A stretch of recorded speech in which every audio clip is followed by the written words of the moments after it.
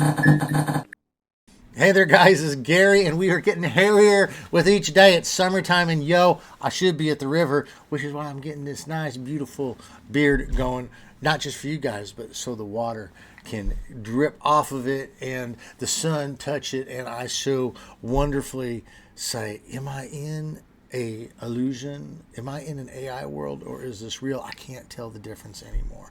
All right, but yo, welcome to Get Going Fast, where we're getting into this excellent hobby AI in a quick and efficient manner in which you might actually learn something. Yo, and today we're going to look at the news. We're going to look at some news regarding DeepSeek and some trouble and questions about its thing of free speech. Oh no, who would have thought?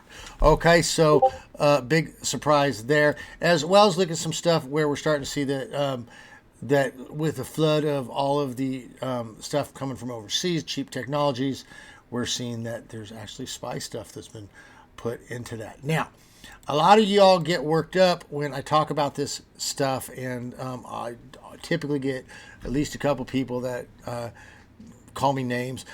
Don't hate the person who's bringing you the news. This is all news coming from online that we're just going to walk through as well. So I'm just pointing it out, okay? I think it's very funny. People will accuse you of being an ideologue when they ignore actual news that would go against their ideology. So the point of this video is just going to be to walk through this, see what's going on, and to use our robust minds to come up with opinions about how to move forward. So with that in mind, thank you for liking the video and sharing the channel with your friends. We've got getgoingfast.pro. You are always welcome to invite them over and get them into the hobby. I'll tell you what, nothing better than giving someone a free membership to getgoingfast.pro and be like, hey, just go download something, install something. You'll like this guy Gary. He's a nut. He'll help you out, yo. And then also you made an AI friend. It's always good to do stuff together. All right, well, let's move on with the news. We're just going to read through this and see what's going on in the world. Yo.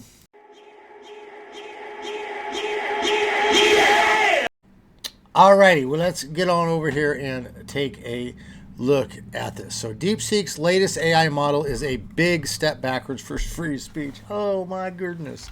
DeepSeek's latest model, R10528, has raised eyebrows for a further regression on free speech and what users can discuss.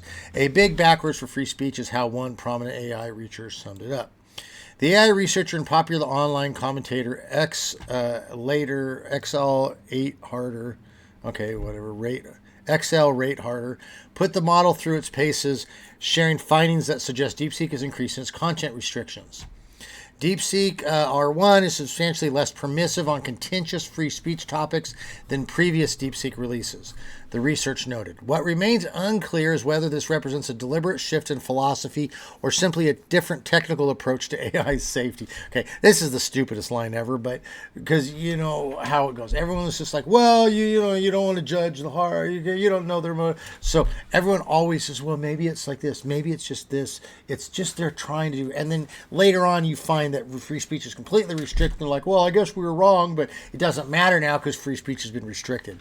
So basically what he's suggesting here is there a philosophy saying that we can't talk about these things, or again, they put everything under safety concerns.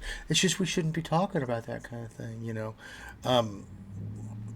little bit of a spoiler here. It's philosophical. Okay, this is a Chinese app, and we're not talking about the Chinese. We're talking about the government, and we all know that communist governments thrive on content control. Okay, what you can talk about and what you're not allowed to talk about. They believe in that reality, that truth is dictated by the state, and that is why in every movie you see, every book you read, all of these things, the worst thing that you can do is be a dissenter. Okay, so spoiler alert. Okay, it's philosophical, especially when you see what it is they're blocking. Okay, what's particularly fascinating about the new model is how inconsistently it applies its moral boundaries. In one free speech test, when asked to present arguments supporting dissident internment camps, which exist, okay, the AI model flatly refused. But in the refusal, it specifically mentioned China's Xinjiang internment camps as examples of human rights abuses. Okay, so in other words, it's kind of mentioning it, but not totally talking about it, which we'll get to as sort of a limitation on LLM, and I'm going to point out my own experience with this. Yet, when directly questioned about these same Xinjiang camps, the model suddenly delivered heavily censored responses. So it kind of mentions it, but then it won't talk about it. It seems this AI knows about certain controversial topics, but hasn't been instructed to play dumb when asked directly. Yes, okay. It's interesting, though, not entirely surprising that it's able to come up with the camps as an example of human rights abuses, but denies when asked directly, the researcher observed. Okay, which is going to show you that what's happening here is that the model is kicking a flag. So it's giving answers, but then it's flagging something, and then a secondary issue is coming in and blocking it. Okay, which tells you that it's not. Which tells you that it's someone actually doing it. This pattern becomes even more pronounced when examining the model's handling of questions about the Chinese government. Oh, big surprise again.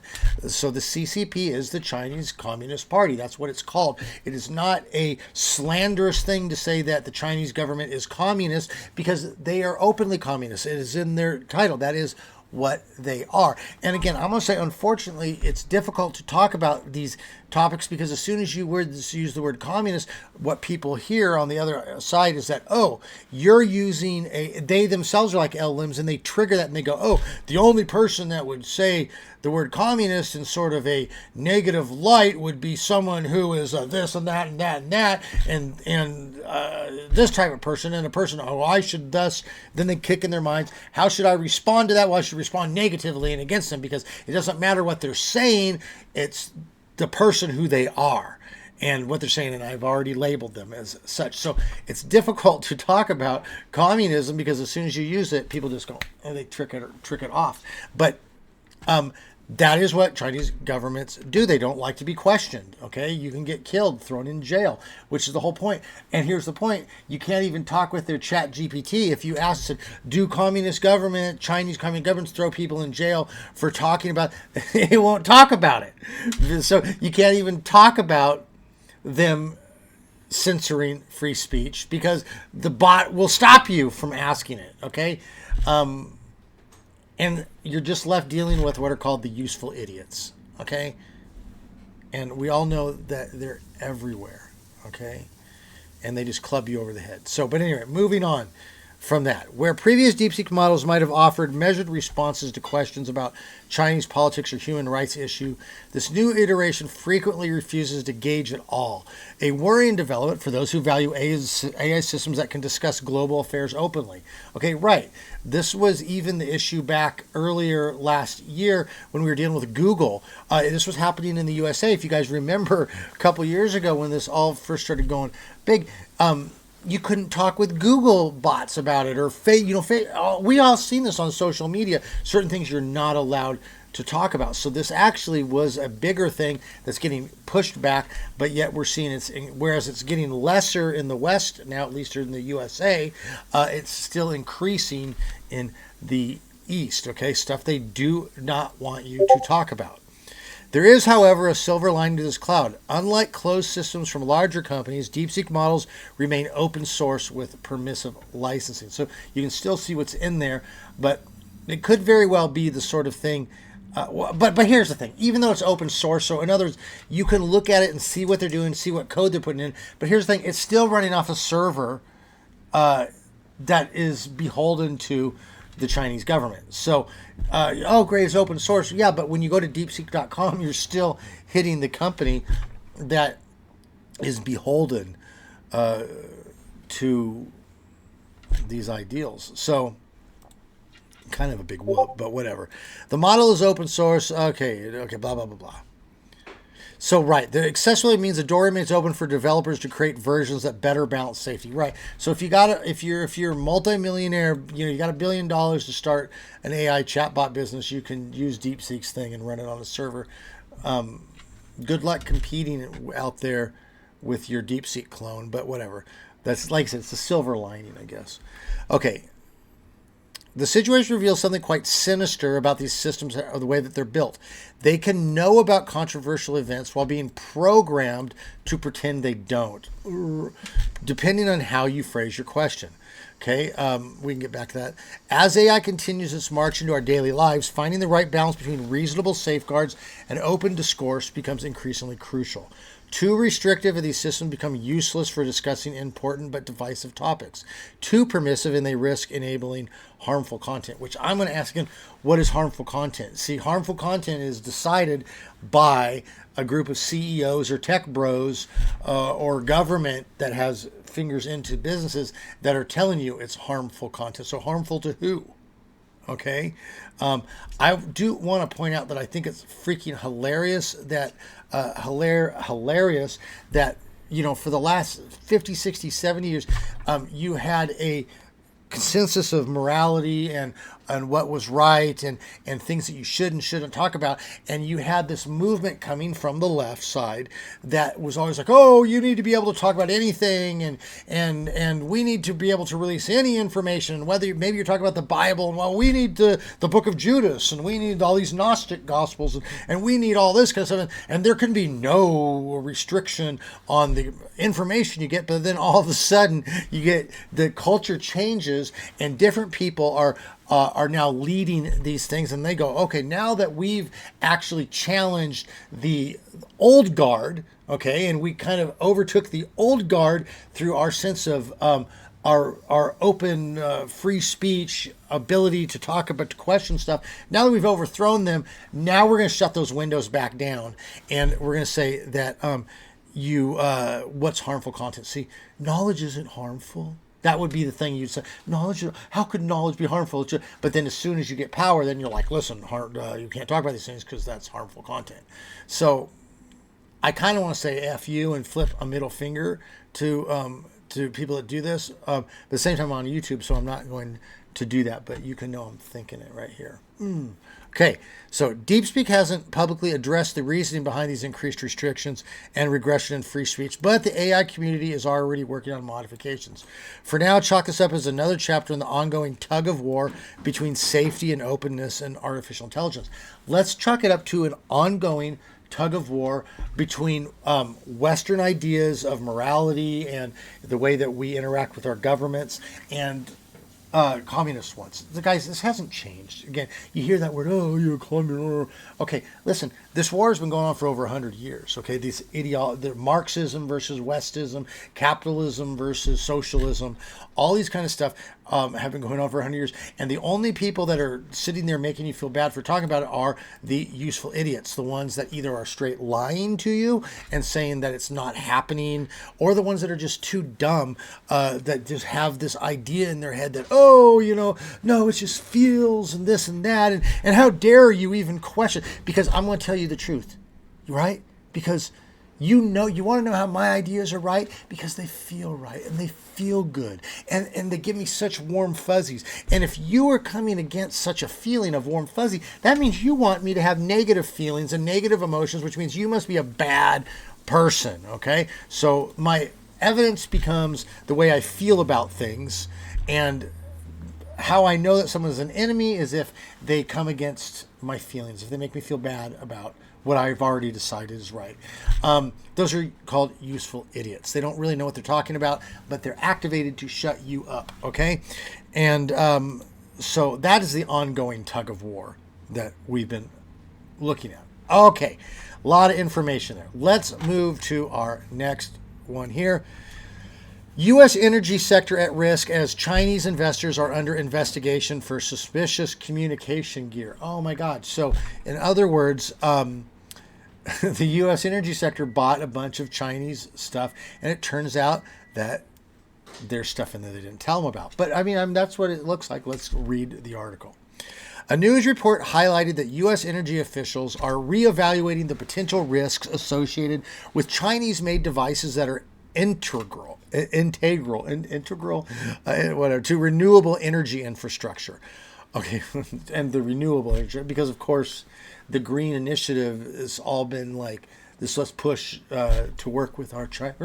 Remember, I think we had a politician, pretty prominent politician, says, "Come on, guys, they're not bad guys," and building extra roads in there into these big initiatives. Well, it turns out that these renewable energy infrastructures, we've had the discovery of unexplained communication equipment within some of these devices. Oh my goodness. Okay. Following the discovery of unexplained equipment within some of these devices, according to two sources familiar with the situation. Power inverters, which are primarily manufactured in China, are essential for connecting solar panels and wind turbines to electricity grids worldwide. These devices are also used in batteries, heat pumps, and electric vehicle chargers. Okay, so all the green stuff. Although inverters are designed for remote access to facilitate updates and maintenance, utility companies typically implement firewalls to block direct communication with China and safeguard their systems. So even the power companies realize that there is an inherent risk to using some of this technology that comes from different parts of the world. Reuters, and Reuters is not a small news thing, was unable to determine how many solar powers, inverters, and batteries they have looked at. However, rogue communication devices not listed in product documents have been found in some Chinese solar power inverters by UX experts who stripped down equipment hooked up to grids to check for security issues. So in other words, we bought stuff from China and they put spyware in it, stuff that they could control it from afar. I mean, come on, guys. They're not bad guys. They're not, whatever. Like, they're not into free speech. I mean, they're into free speech and all this kind of stuff, and they're good guys, but for some reason, they're not wanting us to talk about stuff with their chat bots, and they're actually putting stuff into our structures, okay? Our actual societal structures. So over the past 9 months, undocumented communication devices, including cellular radios, have also been found in some batteries from multiple Chinese suppliers, one of them said. U.S. experts have allegedly found rogue communication devices, including cellular radios and Chinese-made solar inverters and batteries. Okay, the exact number of affected devices have not been determined. Sources remained anonymous due to media restrictions, okay, because they don't want to get sued for whatever. So they're putting it in there, but they're saying, don't you dare suggest that we did this. I mean, I'm sure they just fell in there somehow, but whatever. They also chose not to disclose the names of the Chinese manufacturers responsible for the inverters and batteries, nor did they reveal the total number, okay? The U.S. government has yet to make a public statement. In remarks to Reuters, the U.S. Department of Energy said it continually assesses risk associated with emerging technologies and that there were significant challenges with manufacturers disclosing and documenting functionalities. While this functionality may not have malicious intent, it is critical for those procuring to have a full understanding of the capabilities of the products received. So I mean, you're talking about a billion-dollar industry here. They're shipping stuff and like they just forgot to put stuff in there, right? I mean, whatever. So the disclosure comes as the U.S. critical infrastructure sector is increasingly vulnerable to sophisticated cyber threats, okay? So it's Battlestar Galactica, They're trying to use our systems against us, with recent attacks like Salt and Voigt Typhoon highlighting the growing risks. The Salt Typhoon group, believed to be linked to state-sponsored actors, is behind a hacking campaign dubbed Salt Typhoon by investigators. These cyber adversaries allegedly connected to China infiltrated America's broadband networks. The group's tactics involve deploying malware that allows an unauthorized access to vital infrastructure, such as energy grids and water treatment facilities, often leading to data theft or system disruptions. These attacks can have severe consequences, affecting both the operation and the broader public. Okay, so back in the 80s, okay, when 80s, early 90s, when this computer stuff, the modems started coming out, you would get hackers that would get on, they'd call up a radio station and they would trick them into giving them the router number, and they'd get in and hack and they could win prizes, or maybe they'd just get in there and they'd leave little messages. Oh, hey, by the way, we were here. Ha, ha, ha. So that was kind of the hacking thing in the old days. What we're looking at here is actually state-sponsored actors that are actually getting into our critical infrastructure sector, so they can turn stuff down. Why would they want to do that? So do we have in America people that do not like us? Do we have people that do not like the West? The answer, of course, is yes. We have people in America that don't like the West. We have whole colleges and universities of people that are screaming the tear down on the West. So is it too difficult to assume that there is geopolitical people that want to get in there and tear the West down from the inside? Of course not. And that's what's happening. But again, come on, all you useful idiots, come out there and tell me what a bad person I am for just reading the article. But whatever.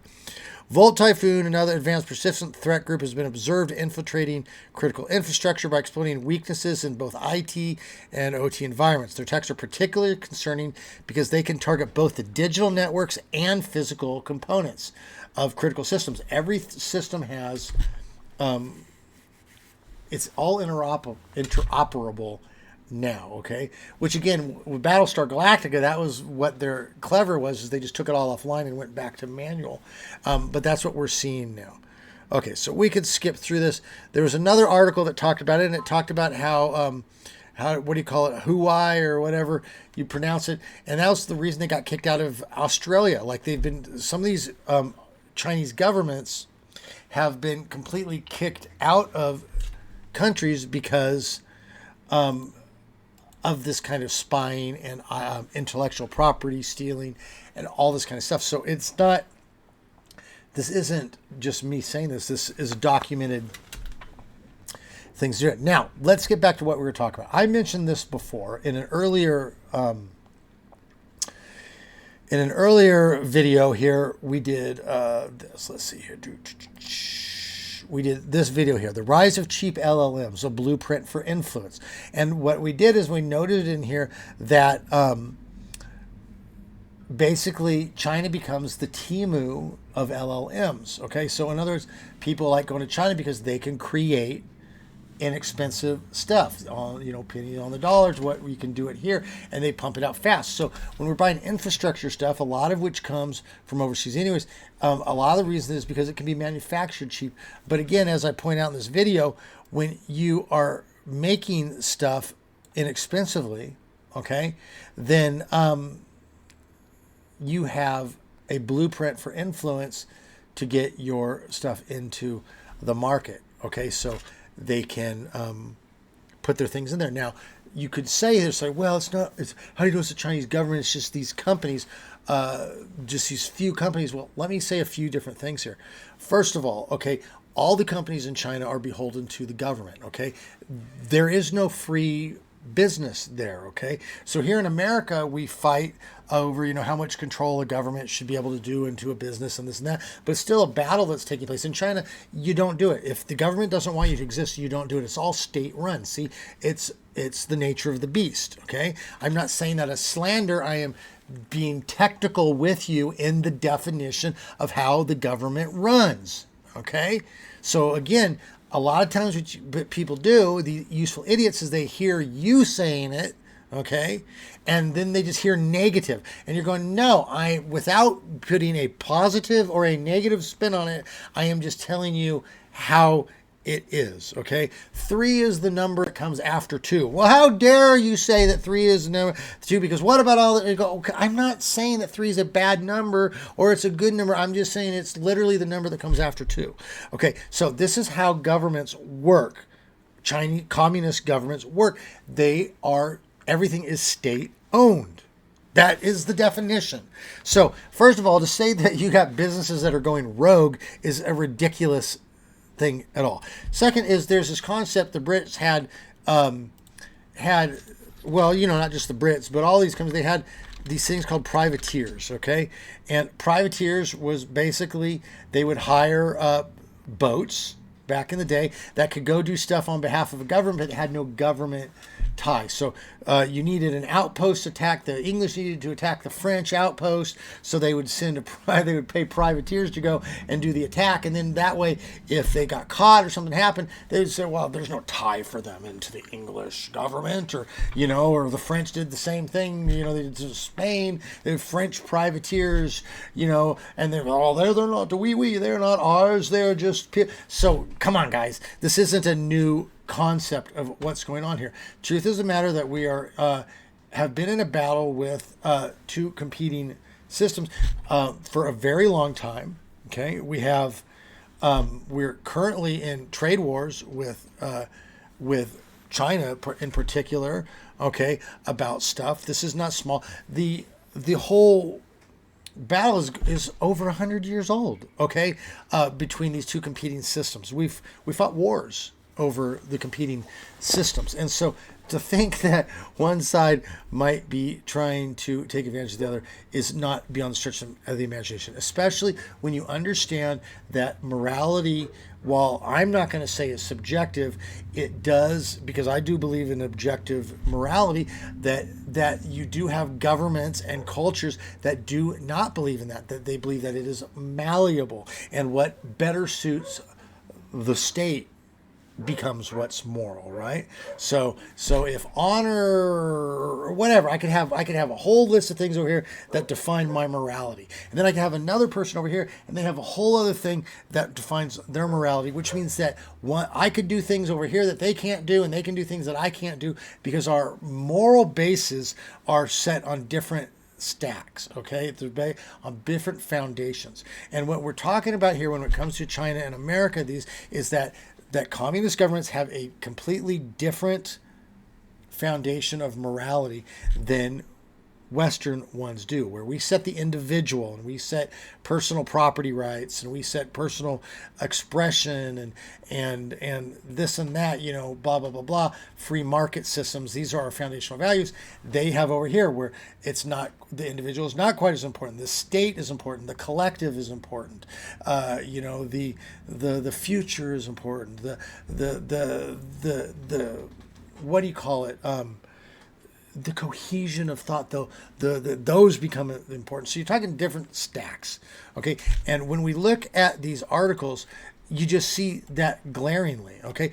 Use DeepSeek if you want to. No one's telling you not to use DeepSeek, but you do need to understand that DeepSeek will not allow you to talk about certain things, okay? It's not. If you want to use it for programming, hey, I mean, is it going to lie to you about programming? No. Okay, probably not. I mean, maybe when you get into the big systems, it could sneak stuff in there if it wants to. But the point is, you have people running this that have no qualms with changing the algorithm, changing the code to facilitate a state endorsed end. Okay, they will change their means to achieve the state sanctioned ends. Okay, you don't have this with ChatGPT. Now you got tech bros again with ChatGPT, and you got tech bros, and you've got political parties here that are heavily influencing things. But at the end of the day, it's not completely owned. But like I said, we dealt with this here with a bunch of stuff in the USA. Okay, there for a while you couldn't ask any questions that on the right side of things, the conservative side of things, you couldn't even ask questions without being shut down. But thank God that stuff is moving out, okay? And we're getting more back to a place of free speech, the marketplace of ideas, okay? Because if I can't know the details, then I can't form an opinion on it, okay? If you don't trust me to form an opinion, then you're going to keep back the details. All right. And again, that's where we get into these ideas of harmful content. We can't let people know facts or read books about this stuff because they might, it's harmful content. They might come to the wrong conclusion. That's stupid.